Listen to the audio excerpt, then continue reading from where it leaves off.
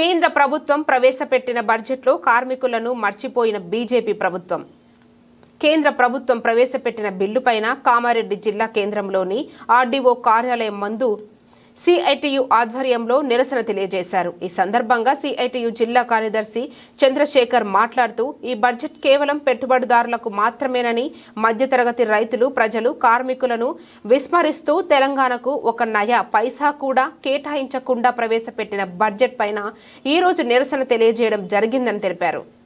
ఈ కార్యక్రమంలో సిఐటియు జిల్లా ఉపాధ్యక్షులు రాజు నర్సు, ఎస్ఎఫ్ఐ జిల్లా కార్యదర్శి అరుణ్, మున్సిపల్ యూనియన్ జిల్లా కార్యదర్శి మహబూబ్, ఉప అధ్యక్షులు కాట్రియాల ప్రభు, ప్రభాకర్, నాయకులు సంతోష్, యాదగిరి, అంజయ్య, సాయిలు, శ్రీను, ప్రభాకర్ తదితరులు పాల్గొన్నారు.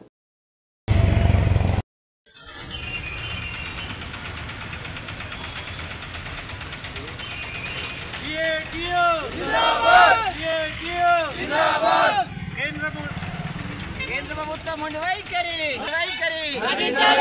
కనీస వేతనం 26,000 రూపాయలు.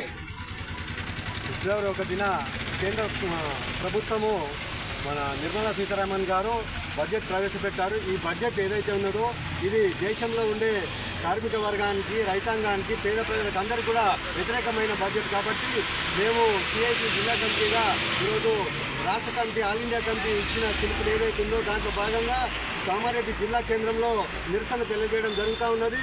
ప్రధాన డిమాండ్ ఏంటంటే కామారెడ్డి జిల్లాకు సంబంధించి కూడా ఇక్కడ ఉత్తర తెలంగాణ ప్రాంతంలో బీజేపీకి దాదాపు 8 అసెంబ్లీ సీట్లు, 8 పార్లమెంట్ సీట్లు ఇచ్చిన ఈ ప్రజలకు కూడా ఒక నయాపై సంబంధం ఉపయోగం జరిగే బడ్జెట్లో కేటాయింపు లేదు. ఇది సిగ్గుచేటైన విషయం.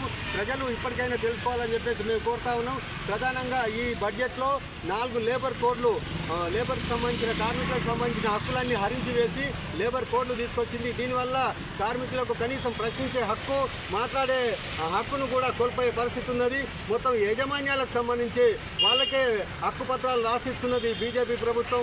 ఇది కార్మిక వ్యతిరేకమైంది. అట్లాగే కార్మికులకు కనీస వేతనాలు, పిఎఫ్, ఈఎస్ఐ, భవిష్యత్తులో వేతనాలు పెంచుకోవడానికి అవసరమైన బడ్జెట్ కూడా ఈరోజు ఈ ప్రభుత్వం కేటాయించలేదు.